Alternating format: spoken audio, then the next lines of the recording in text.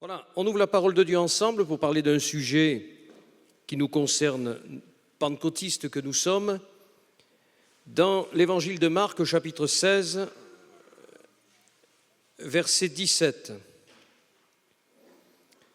Marc, chapitre 16, le verset 17.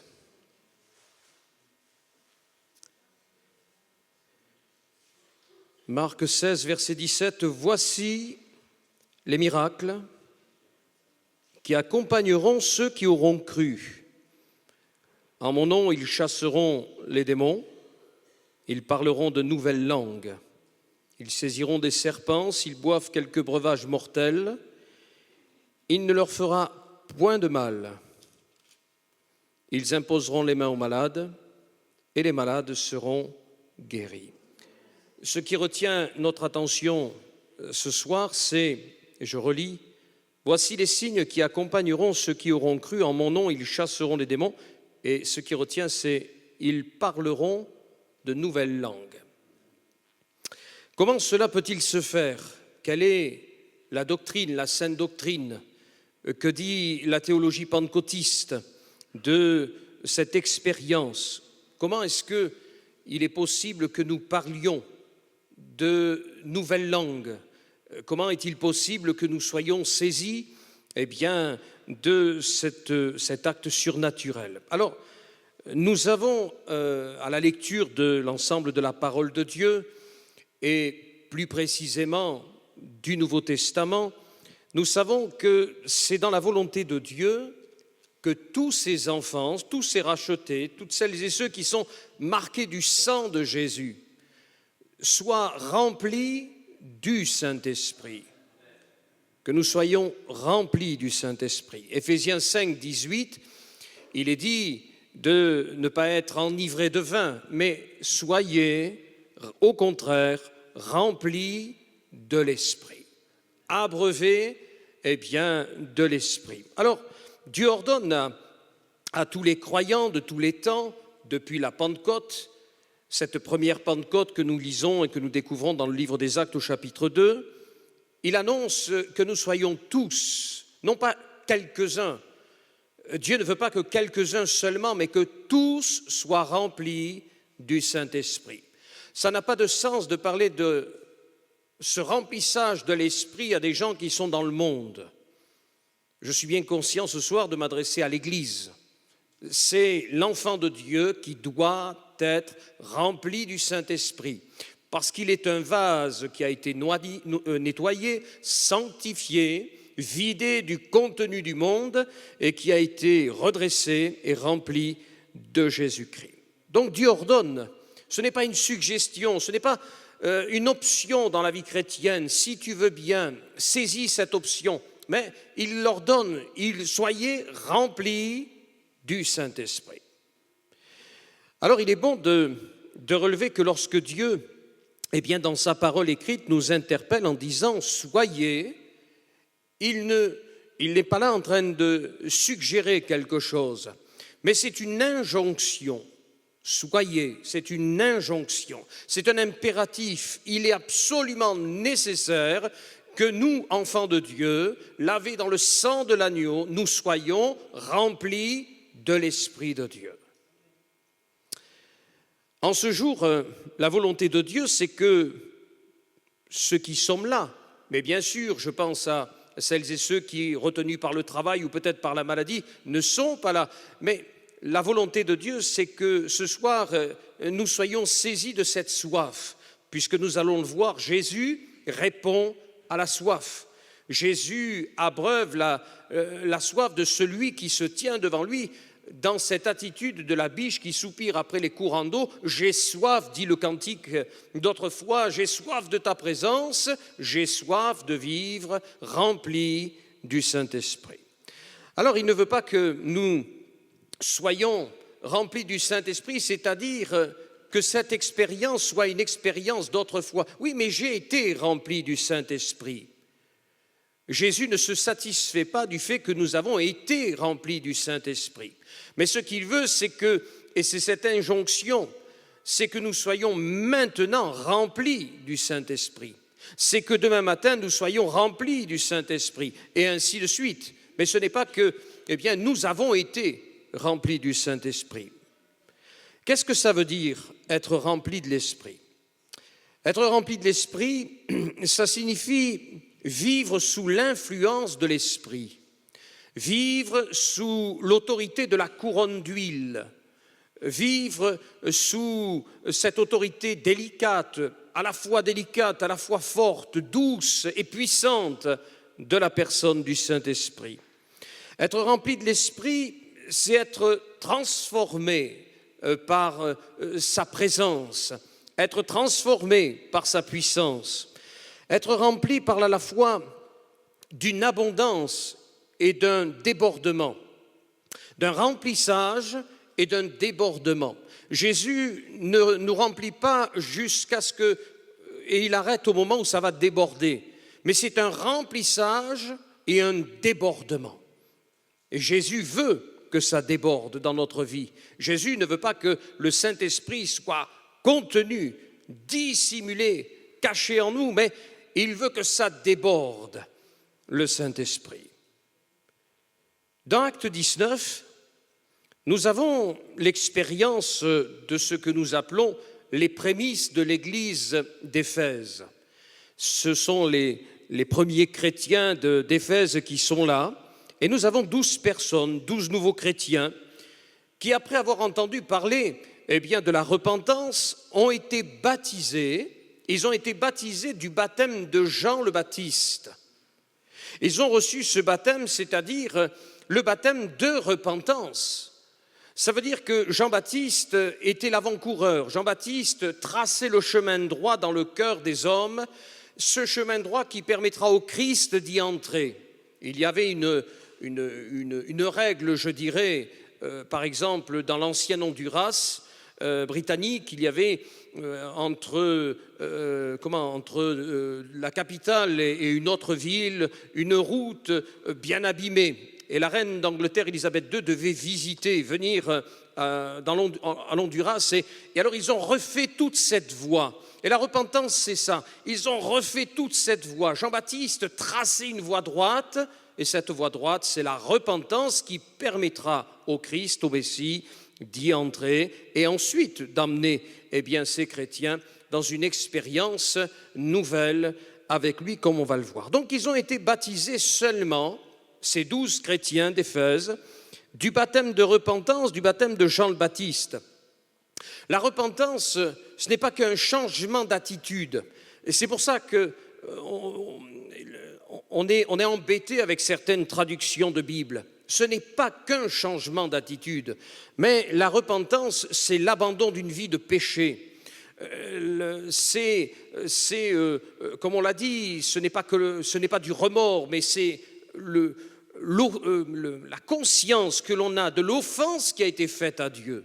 Et donc, on ne veut plus vivre ainsi, on abandonne en se jetant dans les bras de Christ ou aux pieds du trône de la grâce. Donc, c'est une vie complètement réorientée, c'est une vie qui prend une direction nouvelle. Nous marchons maintenant avec Christ et seulement pour Christ. Ainsi, ceux qui ont entendu cette prédication de Jean le Baptiste et qui se repentaient étaient immergés. Ils étaient baptisés parce que ce baptême signifiait « je m'engage à renoncer, je m'engage à abandonner cette vie ». Voilà, c'était le baptême de Jean. Mais l'apôtre Paul va vite voir qu'il manque quelque chose dans cette expérience. Il manque une action puissante du Saint-Esprit. Alors Paul va conduire ces nouveaux convertis plus loin. Vous vous êtes repentis, c'est bien. Vous avez été au baptême de Jean, c'est bien. Vous l'avez concrétisé physiquement, c'est bien. Mais il y a plus avec Jésus. Le baptême au nom de Jésus-Christ, c'est la confirmation de la mort et de la résurrection en nouveauté de vie. Alors ils ont été baptisés d'immersion dans le nom de Jésus, au nom du Père, du Fils et du Saint-Esprit, et ils ont été baptisés ainsi, confirmant non pas simplement qu'ils changeaient d'attitude et de direction, mais qu'ils étaient morts et ressuscités à une vie nouvelle. Et Paul continue son œuvre avec ces Éphésiens, Et il va leur poser la question, avez-vous reçu le Saint-Esprit quand vous avez cru? Et la réponse de ses disciples, elle est simple, nous n'avons pas même entendu dire qu'il y ait un Saint-Esprit. Paul continue, lorsque Paul leur eut imposé les mains, le Saint-Esprit vint sur eux, et il est dit, et ils parlaient en langue et prophétisaient. L'expérience de ces 12 premiers chrétiens, c'est-à-dire cette prémisse de ce que va devenir l'Église d'Éphèse, n'est pas unique dans l'histoire, puisque cette expérience nous rappelle celle des 120. Ce qui s'est passé avec les 120 dans la chambre haute, c'est à nouveau accompli avec les 12 à Éphèse. Ce qui s'est passé avec les 12 à Éphèse, c'est accompli dans la maison de Corneille. Et depuis la Pentecôte, chaque fois qu'il y a un souffle de l'Esprit, chaque fois qu'il y a une visitation du Saint-Esprit et qu'il y a un baptême dans le Saint-Esprit ou des baptêmes dans l'Esprit, il y a l'expression de ce baptême, c'est le parler en langue. C'est-à-dire qu'à nouveau, il y a une Pentecôte qui est là, et c'est une effusion du Saint-Esprit. Alors il est dit dans Acte 2, verset 1er, le jour de la Pentecôte, ils étaient tous ensemble dans le même lieu. Tout à coup, il vint du ciel un bruit comme celui d'un vent impétueux. Et il remplit toute la maison où ils étaient assis. Des langues semblables à des langues de feu leur apparurent séparées les unes des autres et se posèrent sur chacun d'eux. Ils furent tous remplis du Saint-Esprit et se mirent à parler en d'autres langues selon que l'Esprit leur donnait de s'exprimer. Dans la maison de Corneille, c'est la même expérience. Acte 10, 45. Tous les fidèles circoncis qui étaient venus avec Pierre furent étonnés de ce que le don du Saint-Esprit était aussi répandu sur les païens, car ils les entendaient. Confirmation qu'ils avaient été baptisés du Saint-Esprit ou dans le Saint-Esprit, eh bien, ils les entendaient parler en langue et glorifier Dieu. Donc la confirmation, je sais si je suis baptisé dans le Saint-Esprit. Je sais si quelqu'un est baptisé dans le Saint-Esprit. Parce qu'il y a l'expression, il y a une démonstration visible, surnaturelle de ce baptême, et c'est le parler en langue. Il faut relever que deux éléments sont communs, il y a deux éléments communs à ces textes, c'est que, premièrement, il y a un revêtement, il y a une plénitude. Et alors ça, c'est l'immersion dans la présence du Saint-Esprit. Et puis, dans cette expérience, il y a un deuxième moment, un deuxième instant, c'est le débordement, c'est le parler en d'autres langues. Maintenant, il y a une précision que je vais faire et je vais tâcher de poser les mots pour que ce soit clair pour tous. Il y a une distinction à faire. Et c'est la distinction que nous ne faisons pas toujours dans l'exercice des dons spirituels et qui fait que, quelquefois, notamment depuis que je suis avec vous, il m'arrive d'intervenir sur l'exercice des dons spirituels dans les cultes. Premièrement, le parler en langue est le signe évident, initial, dit-on dans la théologie pentecôtiste donc, le parler en langue confirme que la personne vient d'être immergée par Christ, puisque Jean-Baptiste a dit « Il vous baptisera d'Esprit Saint », donc que Jésus a immergé la personne, et que de cette immersion jaillit le débordement, le parler en langue. Cette expérience, elle, je l'ai dit, je le redis, elle s'est reproduite nombre de fois depuis la Pentecôte. Et je l'ai dit tout à l'heure, je le redis, chaque fois qu'il y a une effusion du Saint-Esprit et qu'il y a baptême dans le Saint-Esprit, il y a parler en langue qui confirme qu'il y a eu, par Jésus-Christ, quelqu'un qui a été immergé dans l'Esprit. Maintenant, la précision importante, c'est que le parler en langue en tant que signe initial du baptême dans le Saint-Esprit, n'est pas le don des langues.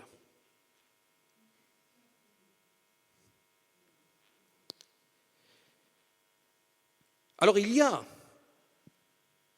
le don de diversité des langues. Dans 1 Corinthiens 12, or à chacun, il parle aux chrétiens, baptisés de l'Esprit, donc avec la confirmation du parler en langue. Or, à chacun, la manifestation de l'Esprit est donnée pour l'utilité commune. En effet, à l'un, c'est-à-dire, à vous qui avez été baptisés de l'Esprit, et donc avec pour signe le parler en langue, à l'un est donné par l'Esprit une parole de sagesse, à un autre, plus loin, la diversité des langues.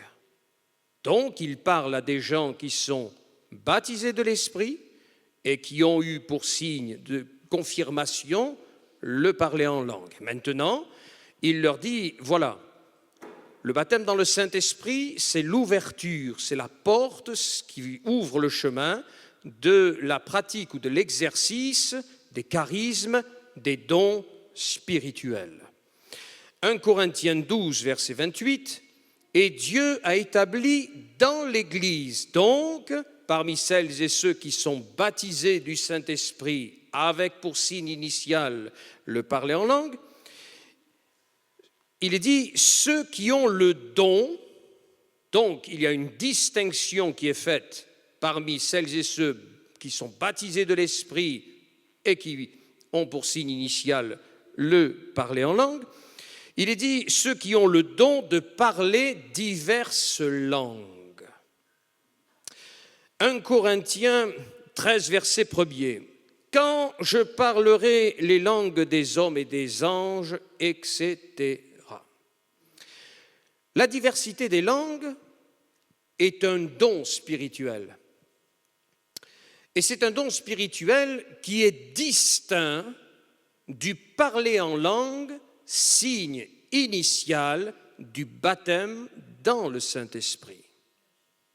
Ça veut dire que toutes celles et ceux qui sont baptisés dans le Saint-Esprit et qui parlent en langue, puisque c'est le signe qu'ils sont baptisés dans le Saint-Esprit, tout cela et celles-là n'exerceront pas tous le don de diversité des langues. Et c'est avec raison que je vous dis cela, parce que dans la pratique, nous pouvons rencontrer un problème. Donc la diversité des langues, c'est un don spirituel qui est distinct du parler en langue, signe initial du baptême dans le Saint-Esprit.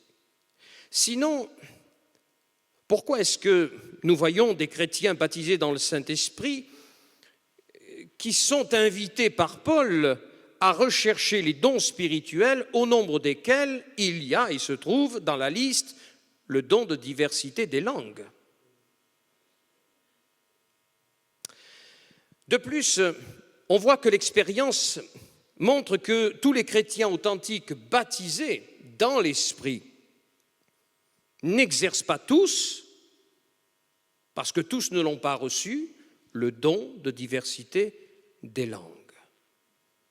Comme tout le monde n'a pas reçu le don de foi, c'est-à-dire qui n'a rien à voir avec Romains 10, 17, la foi vient de ce que l'on entend, ça c'est pour tous, mais il y a le don de foi, après il y a le don de guérison, etc. Ce qui fait, maintenant que dans le concret d'un culte ou d'une réunion publique, ce qui fait que quelquefois, c'est le parler en langue, signe initial que la personne a été baptisée dans le Saint-Esprit, qui est exprimé à voix forte, laissant penser aux autres que c'est un don des langues, alors que ce n'est que le parler en langue de la personne baptisée dans le Saint-Esprit et qu'il n'y a pas lieu d'attendre une interprétation. Je vous la refais. C'est-à-dire que il y a des moments où on pense exercer un don de langue, exprimer le don de langue, mais ce n'est que notre parler en langue, exprimé à voix forte, sans maîtrise de soi, qui laisse penser que c'est un don de langue et qu'il va falloir attendre l'interprétation. Et quand il y a ce que l'on pense être une interprétation, ce n'est pas l'interprétation de ce don, puisque ce n'est pas un don de langue, c'est le parler en langue, et c'est une prophétie.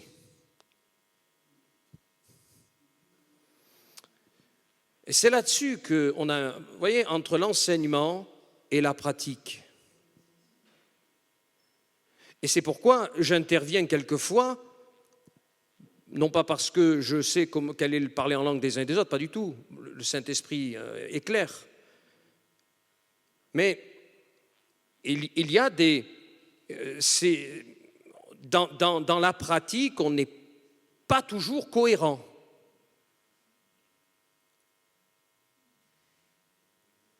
Donc on a l'impression, et on a exprimé notre parler en langue, signe initial de notre baptême, on l'a exprimé à voix forte, et je répète, sans maîtrise de soi, alors que la Bible dit, 1 Corinthiens 14, 32, les esprits des prophètes avec un petit p sont soumis aux prophètes. C'est-à-dire que si je veux, je ne parle pas en langue.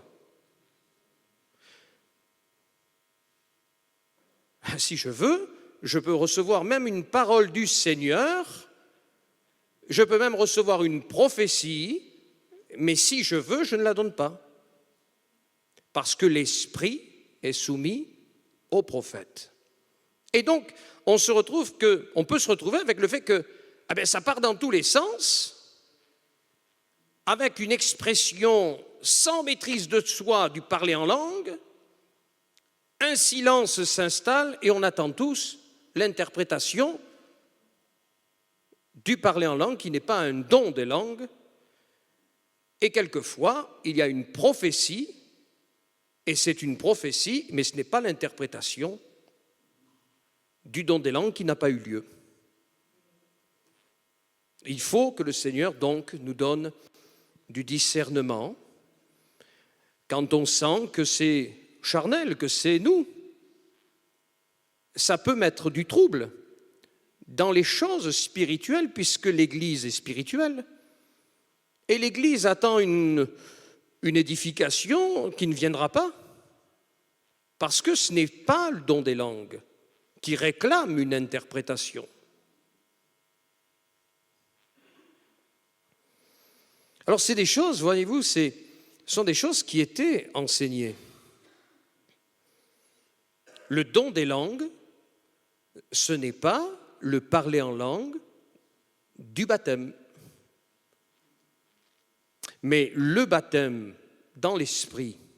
Alors il y a un vieux cantique qui disait « Ô viens Esprit de Dieu, baptise-nous de feu ». Ce n'est pas biblique. Ce n'est pas biblique. Parce que Jean-Baptiste a dit « Il vient après moi, celui qui vous baptisera de l'Esprit ». Et là, dans le cantique, on dit « Eh bien, Saint-Esprit, baptise-nous en toi ». Ce n'est pas biblique. C'est Christ qui nous immerge dans l'Esprit.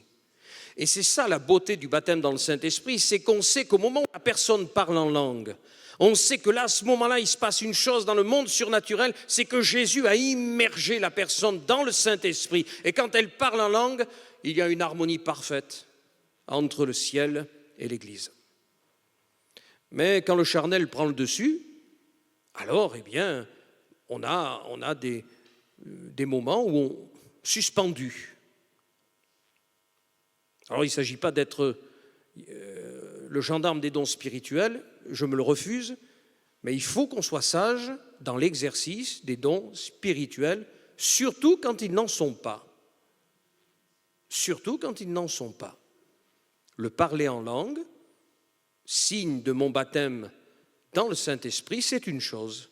Mais l'exercice des dons spirituels, si je le reçois de Dieu, alléluia, mais si je ne reçois rien, je ne dis rien, pour éviter, eh bien, de passer à côté du mouvement de l'Esprit qui veut édifier son Église. Bon. Le livre des Actes,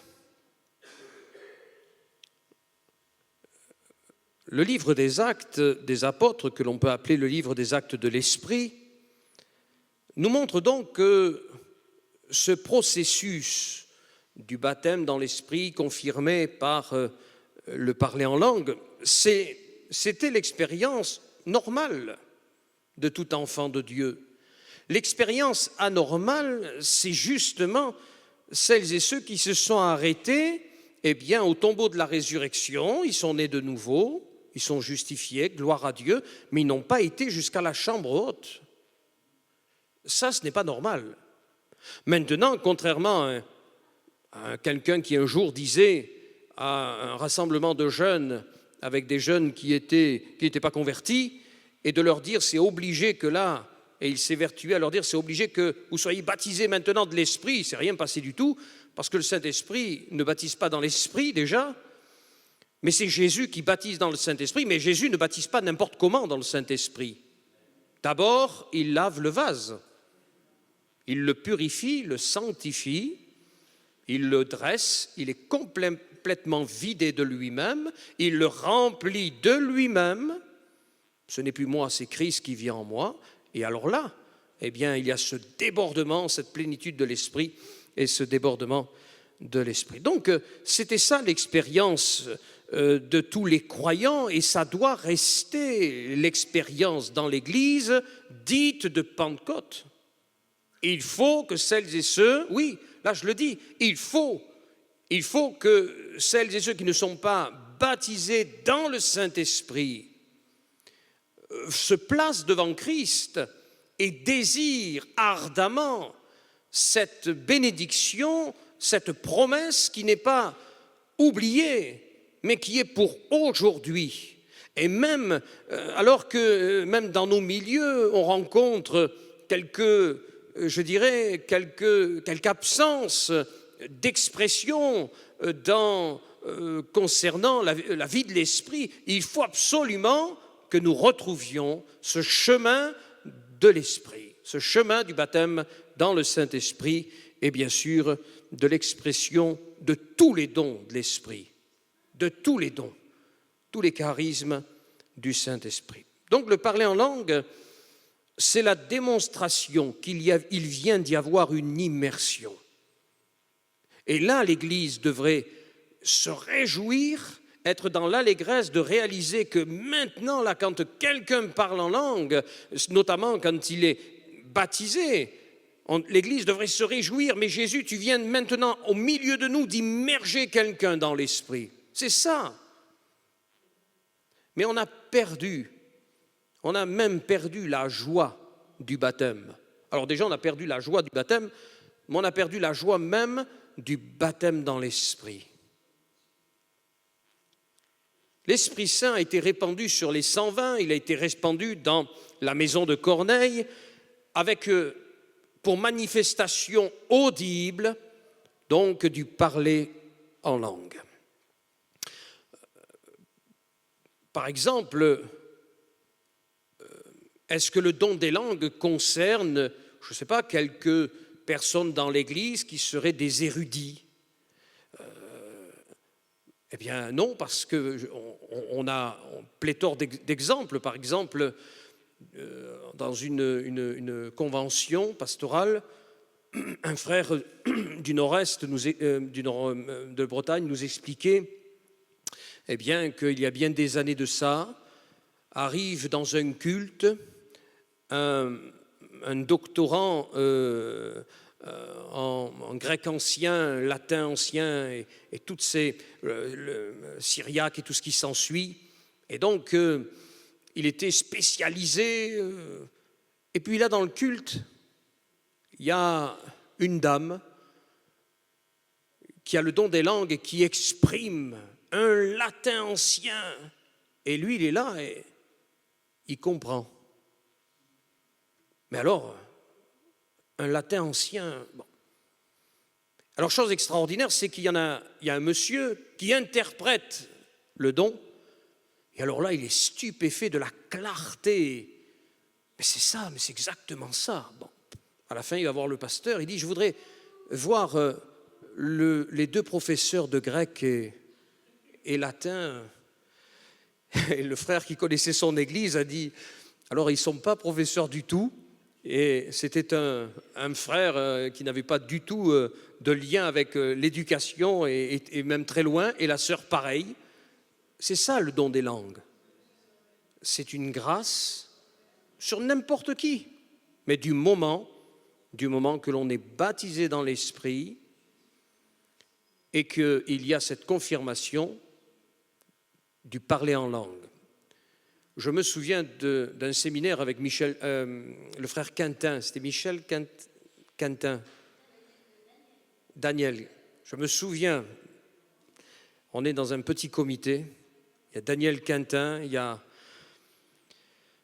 Didier Santana et d'autres frères là. Et puis, il y a un frère de chez nous qui se lève et qui dit, mais est-ce qu'on peut exercer les dons spirituels sans être baptisé du Saint-Esprit? Parce que moi, dans l'église, il y a des cas comme ça. Et là, frère Quintin, il a la tête qui tombe et il dit, mais alors les frères, si il faut revoir toute la parole de Dieu, la théologie et tout ça, voilà. Les dons spirituels sont pour, eh bien, la porte est ouverte aux dons spirituels pour celles et ceux qui sont baptisés dans le Saint-Esprit et qui, bien sûr, ont pour signe le parler en langue. Donc la première et immédiate évidence de la présence de l'Esprit se produit lorsque les 120 commencent à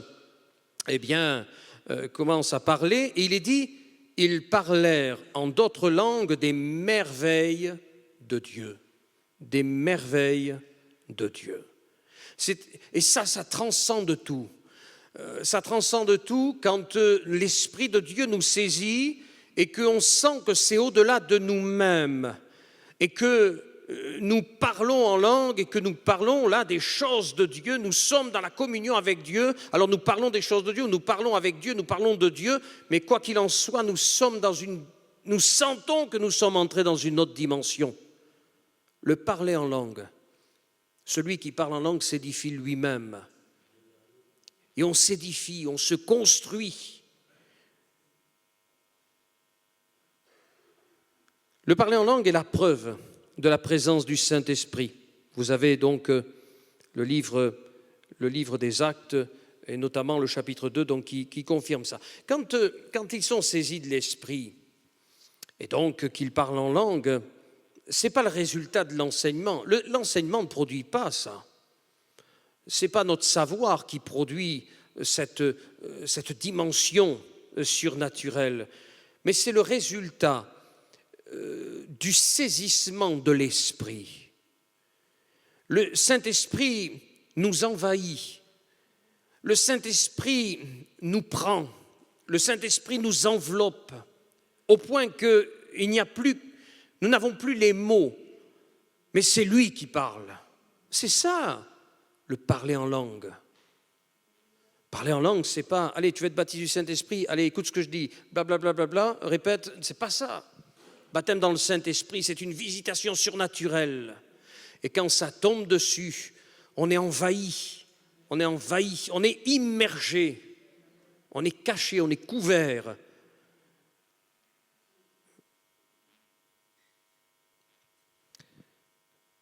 Donc pour terminer, donc c'était le résultat direct de l'Esprit qui parlait, qui s'exprimait au travers d'eux.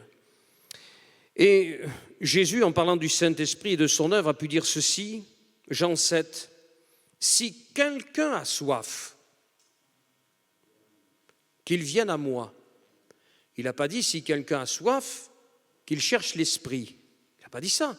Il a dit « Si quelqu'un a soif, qu'il vienne à moi et qu'il boive. Celui qui croit en moi, des fleuves d'eau vive. Il n'est pas dit un fleuve d'eau vive.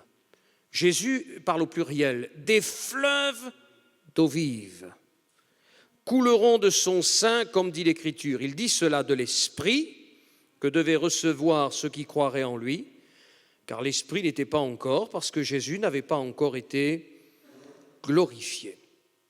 C'est un jaillissement, et on a besoin de retrouver cela. On a besoin de redonner la place. Alors, dans l'équilibre, mais il faut qu'il y ait le Père, le Fils et l'Esprit. Et nous sommes dans la dispensation du Saint-Esprit. Il faut absolument que le Saint-Esprit prenne toute sa place, et le Saint-Esprit n'amènera pas le désordre. Jésus a dit, quand il viendra, il prendra de ce qui est à moi et il vous le donnera, il vous le communiquera. Et puis, il ne parlera pas de lui-même, toujours chose étonnante,